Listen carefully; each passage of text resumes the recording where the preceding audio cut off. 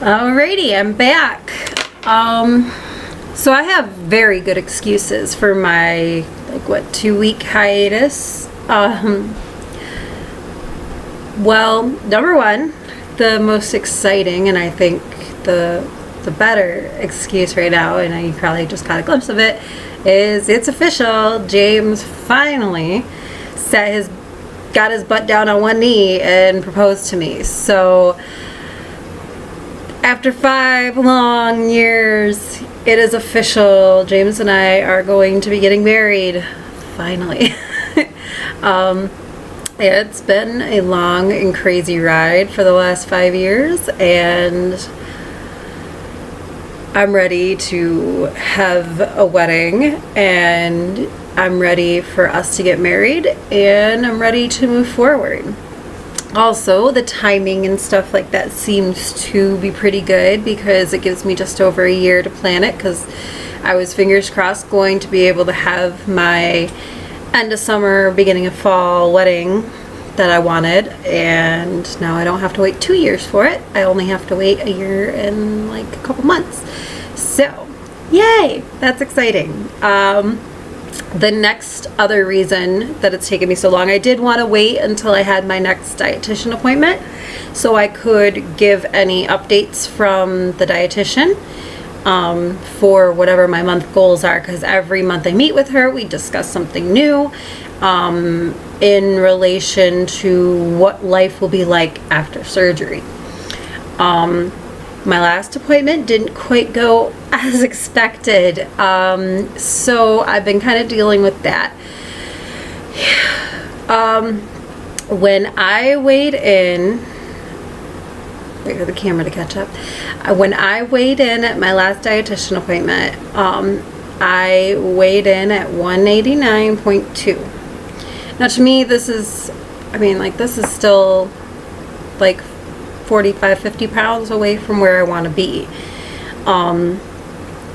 So I see myself, I have a ways to go. And I also see it as I still need the surgery, even though I've had so many people tell me over and over and over again, you shouldn't be pushing to get it. You can do this naturally. You don't need to have the surgery, over and over again, which is very frustrating because I feel very motivated when I know that I'm working towards having it get a little easier. I know if I work my butt off right now, I know it's going to be easier when I have the surgery. It'll be so much easier after I have the surgery. And so many people are against me having the surgery. Well, then when I went to my dietitian appointment, because of my weigh-in, I'd lost another 10 pounds since my last weigh-in. She said, well, here's the problem. The insurance that we're discussing switching you over to might not cover you, and I don't want you to get all the way up to September, switch your insurance, and you don't qualify for the surgery anymore. My BMI has dropped down to 32. When I went for my first appointment, it was at 36, which is just barely qualifying as it was. But if we count since November, back in November, I weighed in around 240. And so it's very frustrating because it's taken me this long to lose 50 pounds.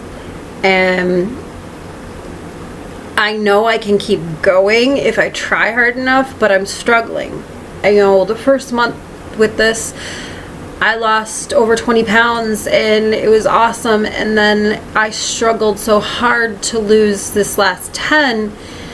I was thinking, get some relief, getting closer to having the surgery and so forth. And she pretty much laid it out to me like this: we need to hustle butt this month to figure out a way to be covered, to still have the surgery by November like we're anticipating. So the way she pulled out her book, and I'm currently have Meridian for my health insurance, and she looked at all the limits for Meridian because Meridian's guidelines are a lot stricter, but they seem to fall into where I'm at. So Meridian wants a year. Don't want to wait another year.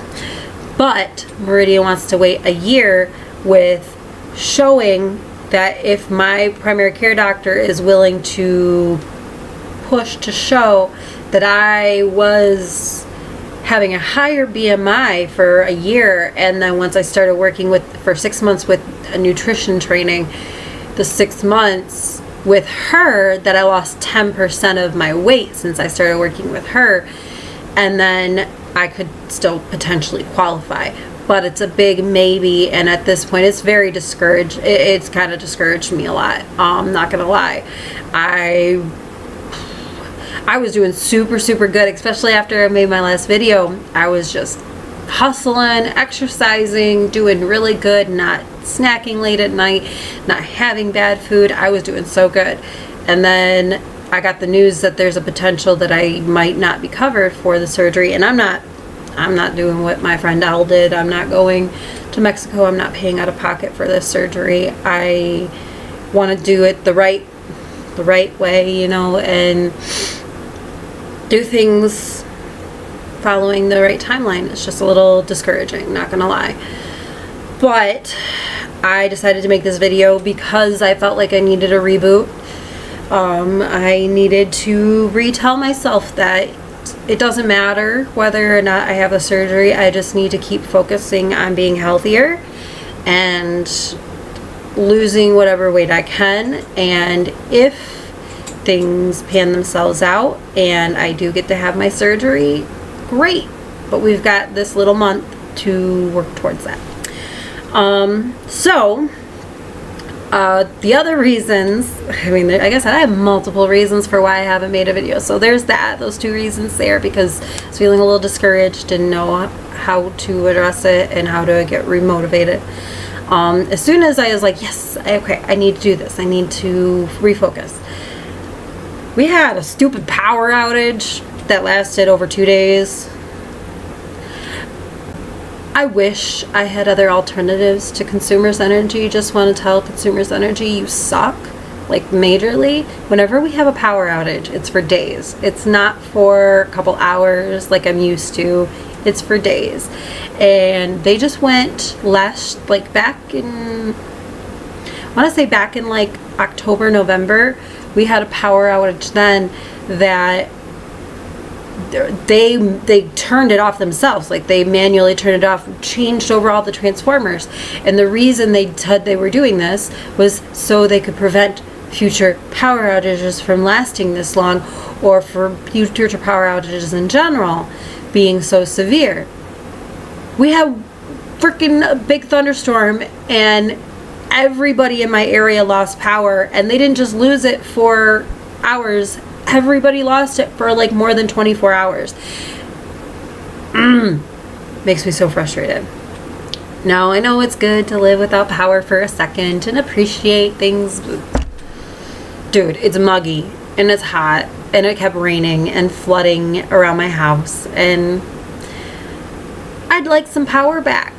So finally we got power back last night at like 10 o'clock at night. It was like a big breath of fresh air. Got to take a shower, which I can't take a shower when we don't have power because all our water is electric.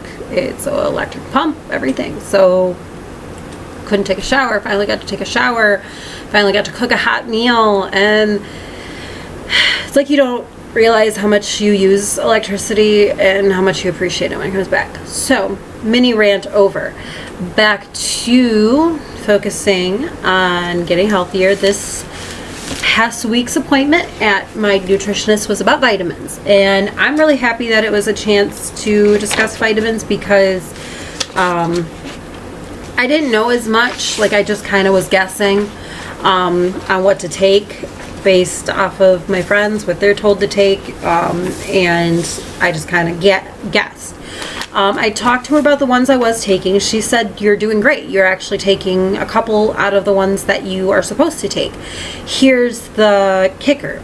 The one that I'm not taking, which I did think I talked about this in the news, those Viactive chews, little chocolate calcium chews. Apparently that's a no.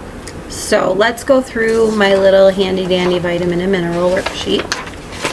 So after surgery, you're going to need mineral supplements, and I'm doing this beforehand, vitamin and mineral supplements, because I know I'm not eating everything I need in my food, because I'm not eating a whole lot of food. So they suggest a multivitamin.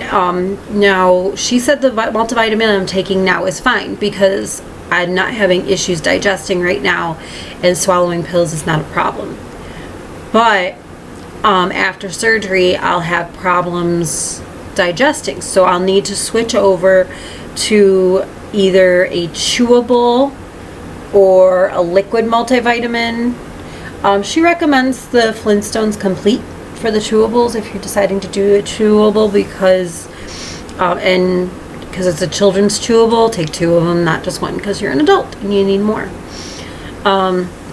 After the first 6 weeks, and you're able to take your tablets again. So this is just the first 6 weeks after surgery. Switch over to a chewable. No gummies. She flat out said no gummies. I wanted to thank her and hug her. I don't know why I hate gummies. I think gummies are a cheat to vitamins in a weird way, because they have sugar in them, and gelatin is not good for you all the time. You have, especially those of us who are going to be having surgery or have already had surgery, you consume enough gelatin having sugar-free Jell-O and sugar-free pudding to get your liquid intakes and to get food in you, something substantial. Gelatin is not always your friend, so keep that in mind. Especially anybody who wants to be like vegan or whatever, gelatin, most people who know that are vegan or what have you know that gelatin is not vegan friendly because it's made from bone marrow. So then she said a biotin, which we discussed last time I did a video. Biotin is good. She said it's an optional, highly recommended. Most reason because if you happen to miss as much protein as you need or what have you, there's hair loss, and biotin helps with hair and hair and nail growth. And then the other one, she said to take a vitamin D. We all know this if you live in Michigan, that vitamin D is something that we have a hard time getting. Most Michiganders are vitamin D deficient. I take a prescription grade vitamin D once a week. She did recommend adding a daily vitamin D to that. So I will have to start doing that. But here is the new one. We just discussed it, calcium. And it's not calcium. It says do not buy a calcitrate or Viactive. That is calcium carbonate, not calcium citrate. We need calcium citrate. So she recommended a few different brands. Try to see if they're put on here. She's like, do not take your you want between 1,000 and 1,200 calcium citrates a day. Calcium and vitamin D work together is something she told me. So you want to take those two together. But don't take your calcium with your multivitamin, because your calcium and your iron don't go well together. So that was something I never knew, because I always take my pills, like I just take them in the morning or I take them at night. She recommended breaking them up into 3 a day, 3 times that you take your pills. With breakfast, they recommend you take your pills, she's like, these are just ways you can do it. Breakfast, calcium and your D, and then at lunch take your multivitamin, and at dinner calcium and vitamin D again, depending on the size of your vitamin D pills. But you want to take your calcium and your vitamin D together because they work well together in your body. There they are. The suggested brands for the calcium were Wellies, which is the liquid, that's WELLESSE, or Citracal Petites. Those must be crushed if you're taking those 6 to 8 weeks after surgery. But those are just some of the things as far as vitamins and minerals that I learned this week. Those, she didn't mention any other vitamins that I need to pick up on or take. It was just, she's like, these are your basic ones. You're a multivitamin, a calcium, and a D, and recommending a biotin. So, I definitely will be switching over my calcium. She said, for now it's fine that I take the Bioactive for my calcium, but because that's not exactly what my body is missing, I need to switch over. So she said, finish them off if you want to, but they're not doing you as much good as calcium citrate. And then she said, you know, as far as like the chewable and stuff like that, vitamins, don't worry about switching over till it gets closer to surgery time. So the next thing I wanted to talk about, and probably the last thing for this video, is I finally got a chance to go down to Saginaw, and they have a GNC there that happened to carry the brand No Cow. This brand that I really, really wanted to try, and had applied to be an ambassador and stuff like that, and I was really excited to try them because they're vegan, which not necessarily something that I want to be vegan or anything like that, but when I went through this article that broke down like 12 or so different protein bars, you really have to watch it when it comes to protein bars because some of them are pretty much no different than candy. They've got lots of sugars, lots of fillers, lots of crap in them to make you feel full, and you don't want that stuff. The nice part about No Cow is they've got lots of protein per serving, only 1 gram of sugar to no grams of sugar, so normally not very much sugar. Sorry if I'm looking weird because my hair is just like falling in funny places and it itches. Anyway, so I bought a few of these. I've tried them. I've tried a handful of them. I bought a variety of flavors. I had like the raspberry, the blueberry, the carrot cake. The last one that I haven't tried yet, and I wanted to save it so I could put it in the video, was the peanut butter. It's a chunky peanut butter bar. They're no dairy, no gluten, no sugar added, non-GMO, soy-free, vegan, no whey, like about as healthy as they can possibly be. Calories wise, they are about 200 to 200 plus ish calories per bar, so it is a meal replacement. They do have, but like the net carbs, like it's got 17 grams of fiber and 25 carbs, but when you do fiber and carbs, I guess you're supposed to subtract the fiber from the carbs, and that gives you your net carbs, so not very many net carbs. Not quite what I was expecting. I guess I got used to the other protein bars that either have like a chocolate coating, some kind of coating on them, but these don't have any kind of coating, so it's a little different for me. The texture is different. It's weird. It's really hard to explain. Like you almost expect them when you open it up, the texture to them looks almost like they're going to be chewy, but they're soft. They kind of melt in your mouth a little bit. The flavors aren't particularly strong. They're very muted flavors. At least the ones that I have. Like I said, the only one that I haven't, like I tried the raspberry one, the blueberry one, and the carrot cake one. Like I said, the flavors weren't very potent. They were very muted, which for some people is really good. To me isn't a bad thing. When it comes to like my protein bars, my protein shakes and stuff like that, I don't like a particularly strong flavor. I want something that, especially because I have mostly my protein bars and my protein shakes for breakfast. And this is something I've been dealing with for my whole life, and I'm not quite sure why, but I tend to have like a little bit of a sensitive stomach in the morning, probably because I drink so much coffee.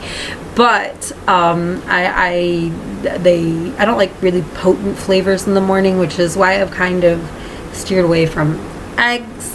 Not a big fan of the flavor of eggs anymore, which makes my fiance a little frustrated because we used to always have eggs in the morning together, and now I don't really care for eggs. But that's where I'm at. So No Cow, would I recommend them? I guess if you're really looking for something vegan, I guess so. But if you don't like vegan, Quest Bar was always highly recommended for something high protein. That is not terrible for you. Quest is pretty good. But when it comes to protein bars, just try to be careful about what you're picking up. Read the labels. That Advent Edge I liked. The protein shake I didn't get a chance to try before my last video. I just tried it a couple weeks ago. Went and bought myself another box of it. The flavor, again, very muted. I like that. Muted flavor. But the nice part about the Advent, it just got caffeine in it. It tastes like a little bit of coffee. It's like a splash of coffee and like milk, pretty much. So I like that because it's protein and caffeine and no sugar. So all good things for me. Anyway, I hope you're all having a great week, and I will do more of these, especially after my next doctor's appointment. I've got a doctor's appointment this week. So I will keep you all up to date, and I hope you're all having a great week. So thanks a lot. See you later. Bye.